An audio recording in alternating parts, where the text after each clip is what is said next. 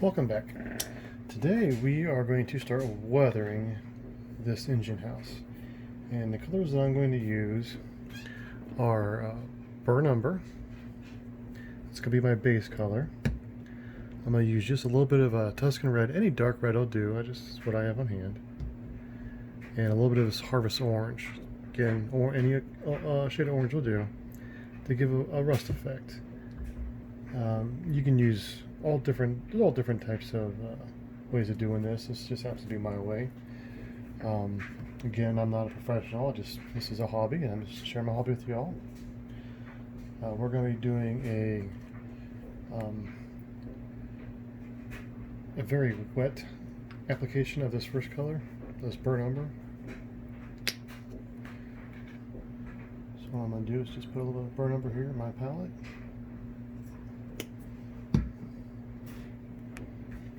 I'm using a larger brush because we got a lot of surface area here to cover with this. And this is fresh water, so I'm just drop a bit.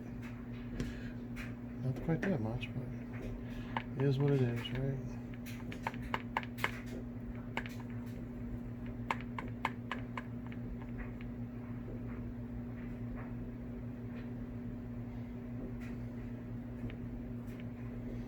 It's just a wash.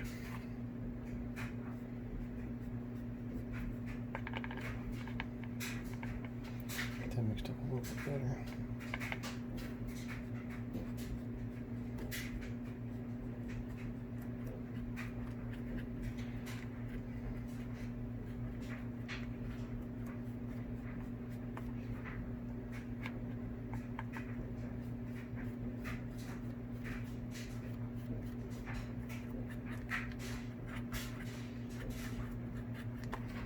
I say I got way too much on this up here, so I really don't want to use paper towel because the paper towel can leave little fuzzes back, so just have a dry brush on hand.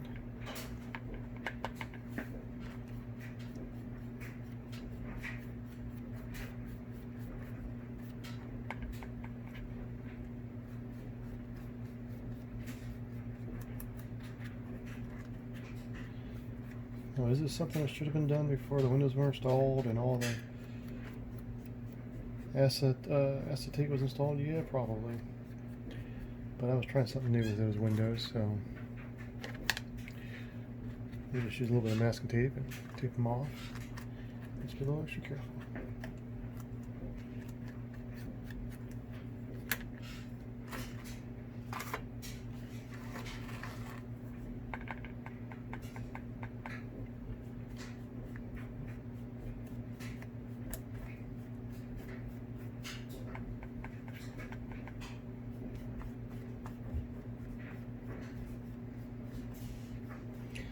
Now, some of you may wonder why I painted this roof to begin with, how I was going to do this to it. That's our base color. That's the color the roof was originally when it was first built. And this is the rust we're putting on top of it. So if you wanted to go with more of a tin roof underneath, you could have painted it more of a silver color.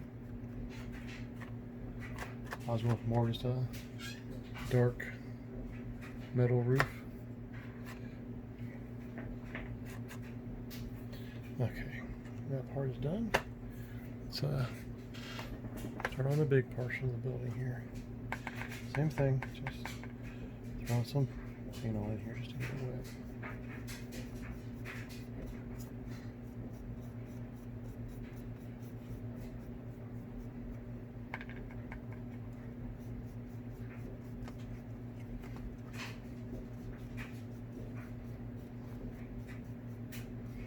Now this is the only color that I want to make sure that I get almost 100% coverage on,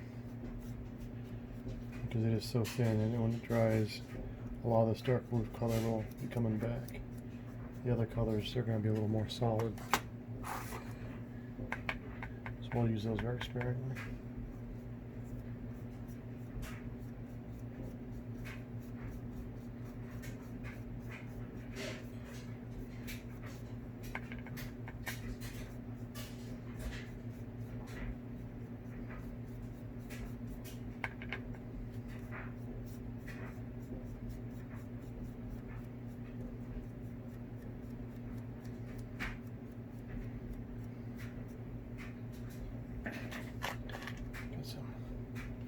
pulling going on here. Don't want that.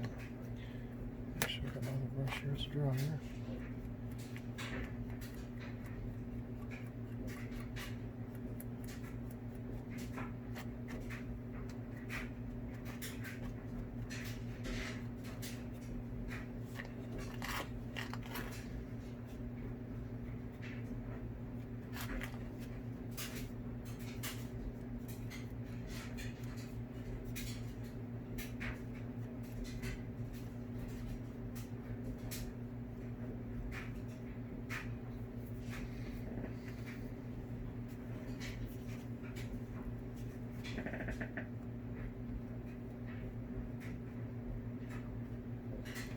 Make sure you wear dirty clothes when you do this job, because you're going to get a little messy. If you do it like I do anyways.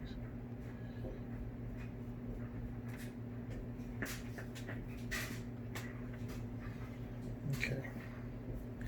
We'll let that dry and we'll come back and do our second application. Alright. Now that this is all dry with a little bit of help from my little heat gun here, we're going to go on with our next step, which is we're going to add some of this Tuscan red. Now this is not going to be a wash, it's going to be solid color, but we are going to be dry brushing it.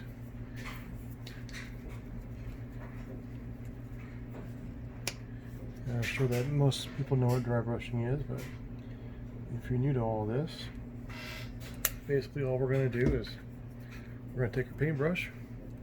We're going to dip her in this paint just a little bit on the end, not a whole lot, just a little bit here. And we're going to take a paper towel, just dirty old paper towel or any towel, whatever. And we're going to get most of that paint off. There's hardly any left. Then we're going to come across here and we're just going to hit in different spots.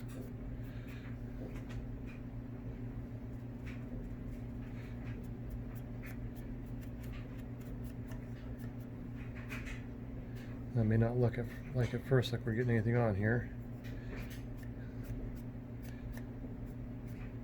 I don't know if you can see any of that or not, but trust me, it's there.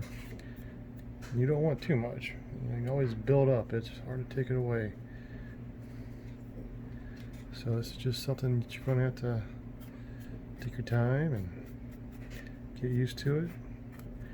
Basically, when you're dry brushing, what it's doing is the highlights, the ridges. That's what you're highlighting with these. That's what's picking up the paint more than anything.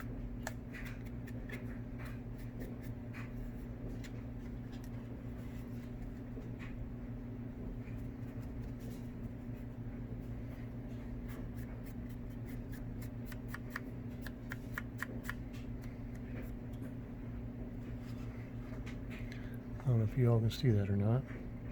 The difference between that side and this side.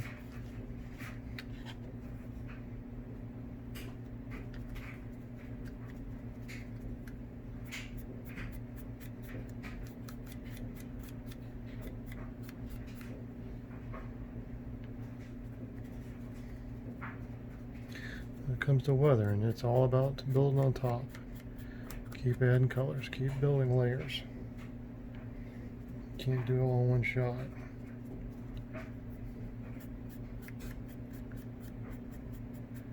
But the nice thing about this, there's no real right or wrong way to do this. This is however you want to do it. It's your model, it's your railroad.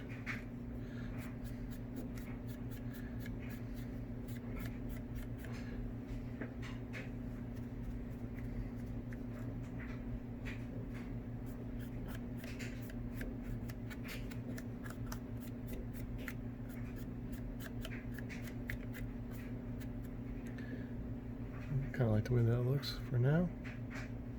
Let's go on to the main building. I'm going to keep this one down on the ground here on the table. It's a little bit bigger.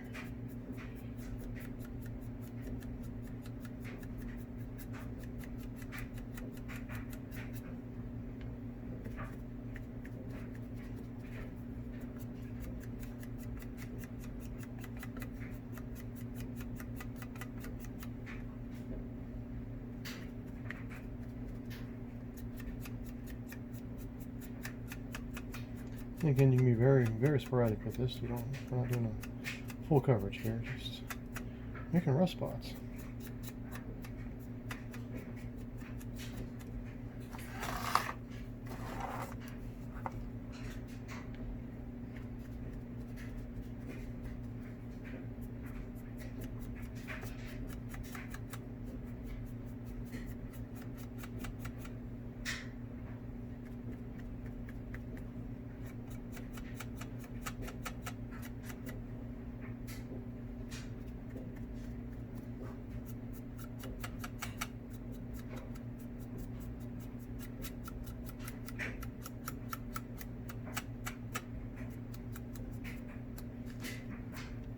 Good enough.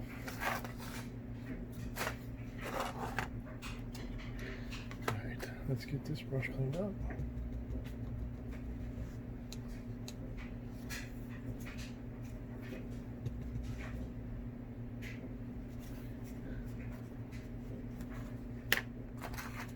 Alright, next thing we're going to do, this is pretty well dry. I mean, it's such a little bit of paint that goes on and going on dry like that.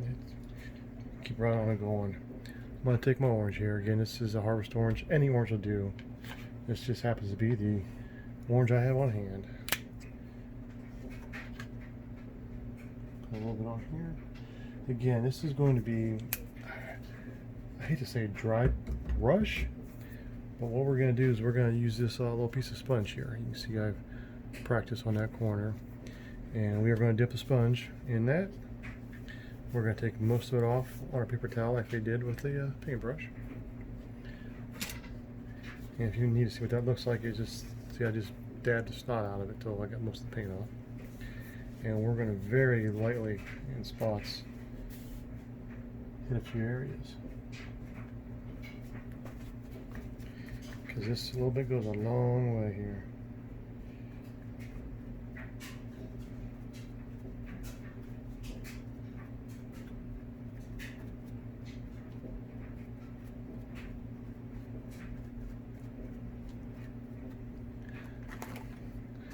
Move this out of the way. Hopefully you can see this just a little bit better.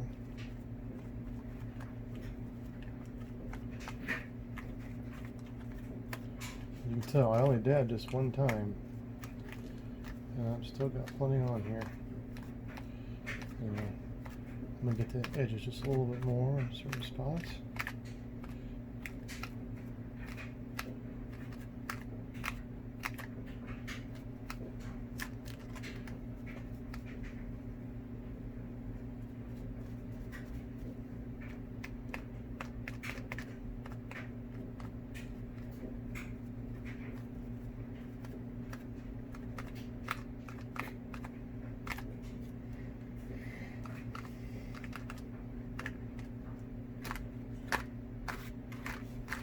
Now what I like to try to do is, I hate to say map it out, but when you've used that red and you've got little heavier spots of red, I like to try to remember where those are and see them, and go just a little bit heavier on the orange there.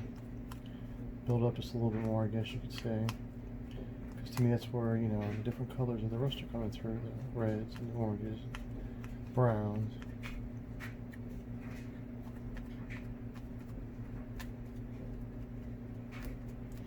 Nice thing about the sponge, you get a little too much on there, just take a dry spot and just dab and it lightens up.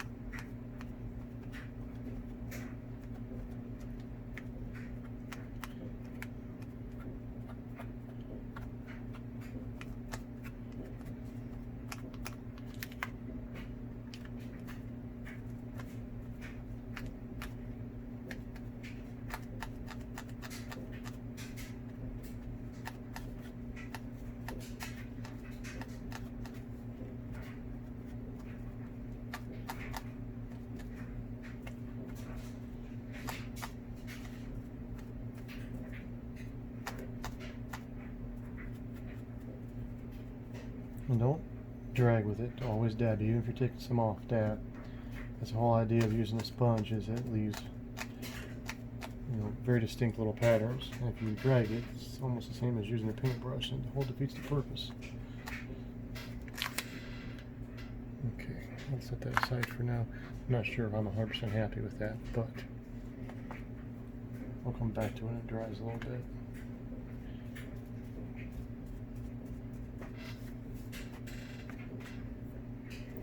Okay.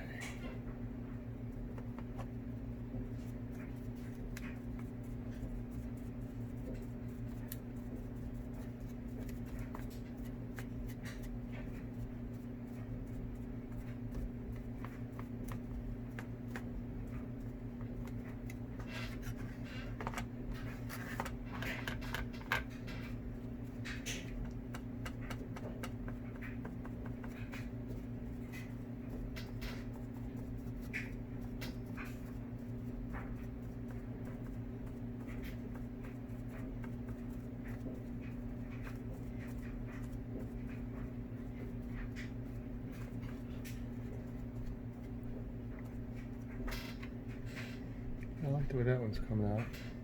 Let's bring this back, take a look at it here. Yeah, that's what I figured. It wasn't quite enough in some of these spots.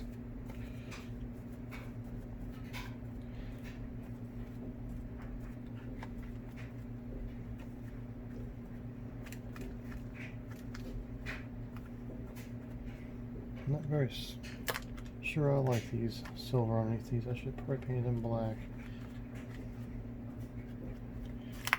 Okay. Well, we're going to let these dry because we're going to come back with some pastel chalks and finish the roof. Then we'll work our way to the body, the main structure.